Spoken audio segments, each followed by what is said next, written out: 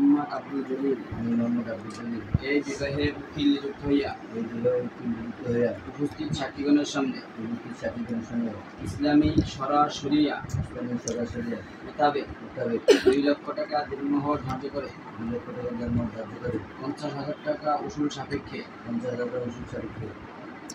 ভোলা জেলা নিবাসী পিতা মোহাম্মদ ওমর আলী এর কন্যা মুসাম্মাদ আফরিনকে তুমি মোহাম্মদ সোহাগের নিকট বিবাহের প্রস্তাব করা হইতেছে।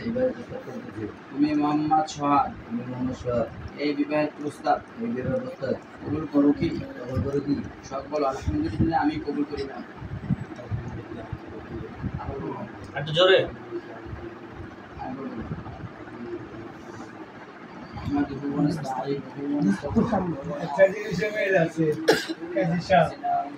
এর বাপের নাম আব্দুল জলিল আর উকিল শ্বশুরের নাম আব্দুল জলিল।